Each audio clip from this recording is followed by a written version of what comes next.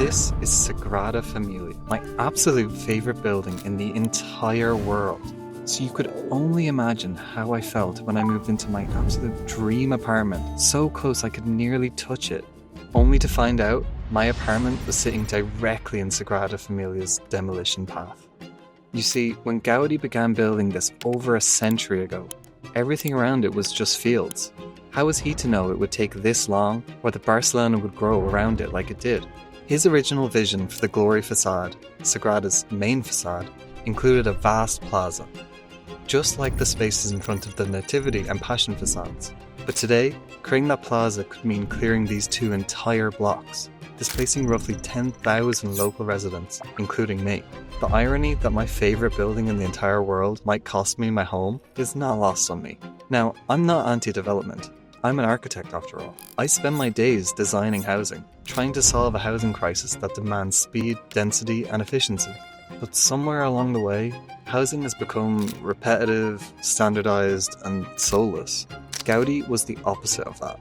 So instead of arguing from emotion, I'm going to go back to the source. In today's vlog, I'm retracing Gaudi's residential journey from his very first house project through to his largest apartment block, to understand how the architect who redefined home thought about housing, and to ask one uncomfortable question. If Gaudi were alive today, would he demolish my home to complete his vision, or would he design something better? Gaudi's residential journey in Barcelona begins here at Casa Vicens. Before the fame, before the towers, there was a home. That one.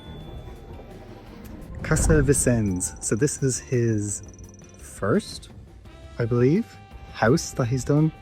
And it's known for the beautiful garden that has been reduced over time because it is kind of like in the center of Barcelona. But yeah, it's known for tiles and flora, fauna, all that kind of stuff. So I'm really looking forward to seeing this.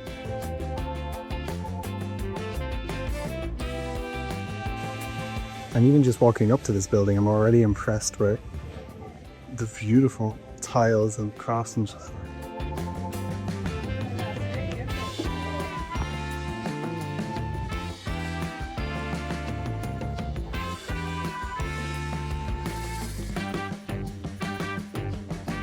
The tile work is just so intricate. He really went for like an Oasis vibe in here. This is the covered porch that overlooks the road and the driveway just over there. It's very, very beautiful. Very peaceful, I must say. With your little water feature. Tell you what, boys, could live here.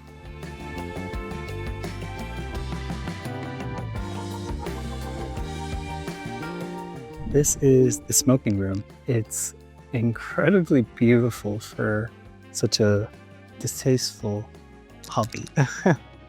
Smoking rooms were all the rage in the kind of bourgeois 19th century housing market. Thankfully, it's something we've moved away from, but I cannot get over how beautiful the actual room is itself. Now let's go on to the next one. To try avoid hallways as much as possible, Gaudi kind of came up with this quite irregular landing space.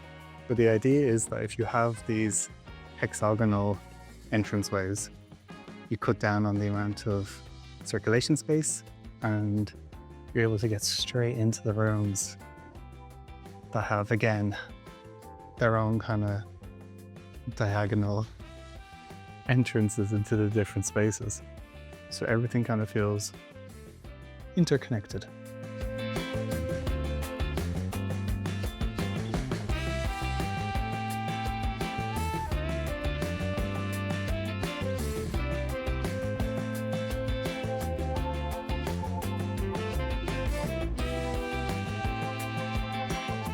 And now in the main bedroom, which is technically split, if you can see, split into two. One for man and one for woman, with their own entrances and their own floral themes. This was apparently quite common back in the day, where the room is entered and split, but yeah, combined all at the same time. I just thought that was extremely interesting. And then you have here You can see the balustrade to kind of stop you from disrupting the view. He's had the few steps put in. So basically, if I come down out onto the terrace and then sit out on my balcony, the view isn't going to be disrupted by the balustrade. It's quite clever. This is such an intimate little balcony with these louvered shades. It's such a nice place for you to maybe sit and just kind of read a book or get some fresh air. It's really lovely. And that's in contrast because right below us is the smoking room.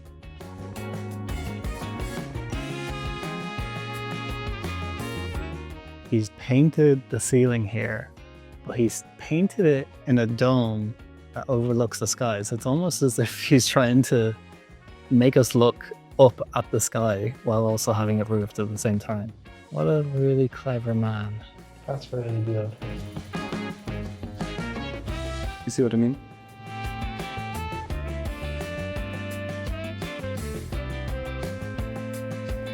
I can't imagine this admittedly very beautiful staircase was originally Gaudis. It just seems very gallery-ish. Seems kind of out of place. So I'm going to look that up when I get back. But it does look amazing. És un site cercat. I subspacing de niurs miserablement destinats a jardiners. Even I could do details of the car that basic. You can see a signature on it. One of the things Gaudi did to, one, save cost a little bit was that he used a very repetitive tile pattern. So you can see here, these are the examples, and he more or less uses the same tiles over and over and over again and just interconnects them and almost, was it a hopscotch? You know, like pattern, just to give the same effects. The Casa Vicens was just the beginning. A test, a sketch in 3 dimensions. The next project we're going to cover wasn't a new build. Casa Batllo was a reinvention. Gaudi didn't demolish, he transformed. Good morning, it is another beautiful, scorching day in Barcelona. That's why I'm hiding behind the shade of this metro. But today, we're going to be seeing this. Casa Batllo. It's one of Gaudi's beautiful, beautiful houses, as you can obviously tell. Built between 1904 and 1906 for a very, very, very rich family who basically just let him have free reign of the whole design. So I'm really looking forward to this. All right, let's go.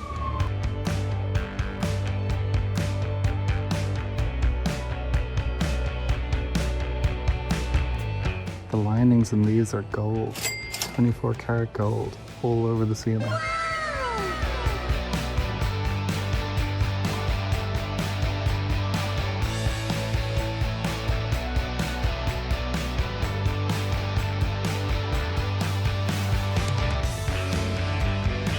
All of these windows here are attached by wires and they can all be brought up, which means that this whole place becomes a balcony.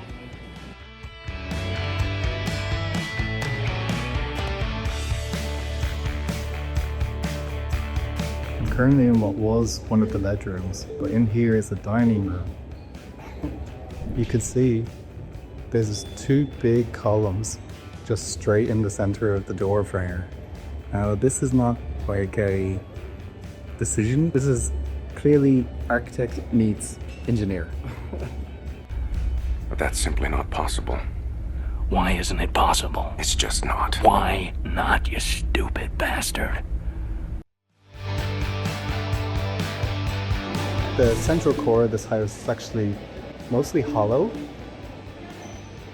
which allows all of these windows bringing in light into the main area, but it also allows in ventilation, which is really important because it is so hot there right now. So hot. But what a magnificent staircase place.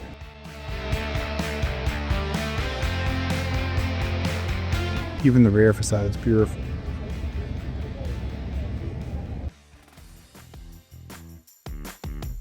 Next up, we have Casa Mila, Gaudi's largest residential project, where he proved that even in multi-family housing, repetition doesn't need to rule the development. Hello and welcome back to the vlog. Today we are going to be taking a look at Casa Mila. What makes this slightly different to the Casa Batllo that we saw the other day, which is actually just down the street, is that Casa Batllo was a one-off house for an extremely wealthy client, and this is an apartment block, again, for an extremely wealthy client. If you wanted to be working with Gaudi, you have to put some money out. I'm excited about this one because I'm constantly designing an apartment block, and I just want to see, will any of this meet any kind of like regulations or like room sizes? It's very, very big. It was built after Casa Batllo. It was built in 1906 to 1912, something like this. And yeah, I just want to get inside. Let's go.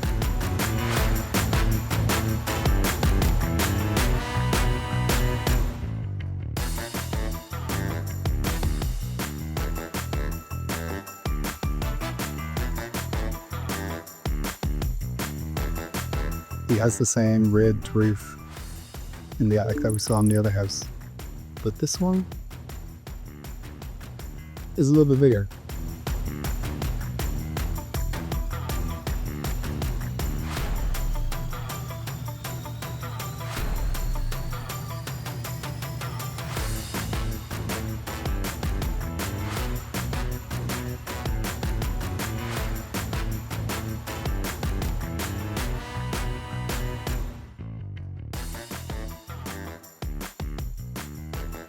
So I've just learned that these are not in fact chimneys, but they're meant to be guardians of the casa.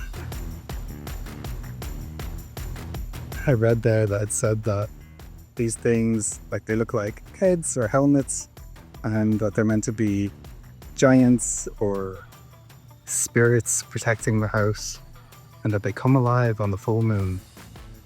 Who would have thought?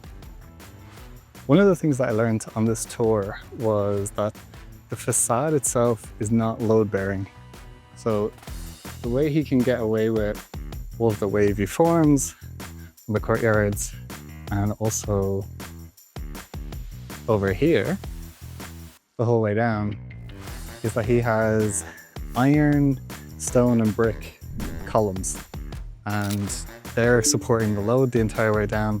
And it basically means that the facade can become just a skin. Now this is what Le Corbusier did about 20 years later and coined it as a free facade. So I just think it's kind of interesting that Gaudi got there first. Let's hashtag that, Gaudi got there first. As Gaudi was a religious fellow, he had these kind of gates that frame some of the cathedrals in the city, one of which is obviously Sagrada Familia. After visiting three of Gaudi's best residential projects, I'm left with some key takeaways. At Casa Vicens, I learned that for Gaudi, a home wasn't just about shelter, it was about identity. At Casa Batllo, he didn't erase what was there, he elevated it. And at Casa Mila, he proved that density doesn't have to mean monotony. So we return here to Sagrada Familia, Gaudi's magnum opus. And this morning we're here to see Sagrada Familia, which is Antoni Gaudi's piece de resistance. It's his best work that he's ever done. The facades themselves are extremely, extremely interesting. So you have three main facades, that being west, south, and east.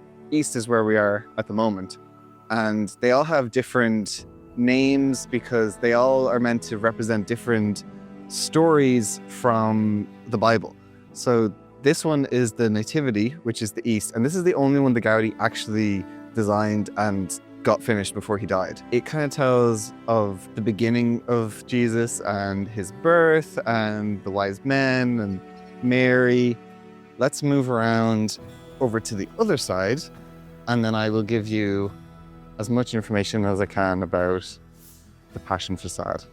There's 18 of these towers. And the idea is that the 18 towers, they all represent different things. So main one at the center is Jesus. This one here and the end, just beside the apse that I'm about to walk past, that is the one for Mary. And that's almost like the backbone of the whole Sagrada itself, as our, mothers. They're the 12 apostles, they're the 4 evangelists, and then there's obviously big man Jesus himself and Mary. Here you can see the west facade. This is possibly my favorite facade. And you might be wondering, why does it look nearly completely differently to the one that Gaudi did himself? And it's a great question. One, yes, is because he didn't do it, but it's mainly because in 1936, there was the Spanish Civil War. And in July of that year, basically like 3 days after it started, people broke into Sagrada and then they just destroyed a load of his work. They destroyed all of his models, they set fire to his drawings. And so the people that are working on Sagrada today, they're not necessarily working on his original plans for it. They have bits and pieces that they were able to salvage and reconstruct. Basically, the side of the facade is here to tell us about Jesus's sacrifice and how he died for us on the cross and he gets betrayed. All of that is kind of shown or depicted. And this is what I mean by the facades themselves. They're almost like a Shadicism where they are like a book, You're meant to be able to stand here, look at it, and then read it like a book, which is incredibly interesting because it then leaves the interior of the space to be what is, in my mind, or my beliefs, like one of the most beautiful, beautiful places on the entire planet.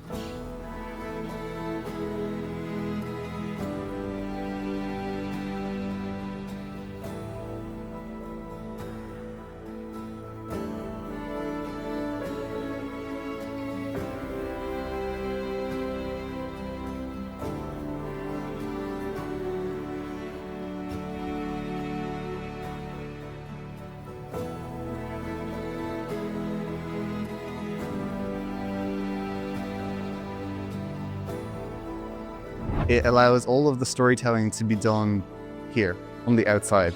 I think that's really, really interesting. Now, we're going to move on to what will one day be the main facade. But they're coming into a little bit of a problem.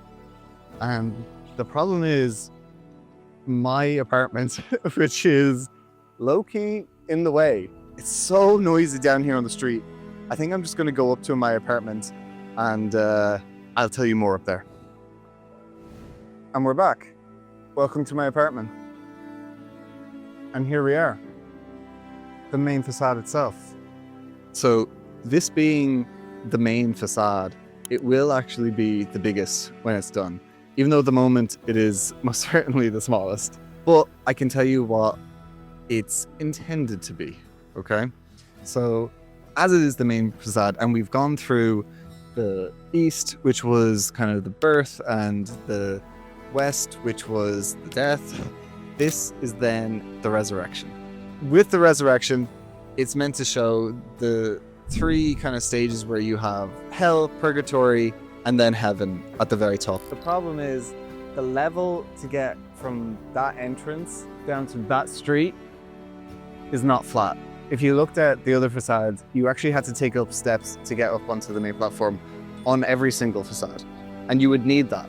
But Gaudi's plan was this big plaza thoroughfare. At the moment, my apartment's in the way. You have obviously the beautiful park to the west, you have the beautiful park to the east, and then to the south, which is the main facade, remember, it's blocked by my house. So what do you do about that?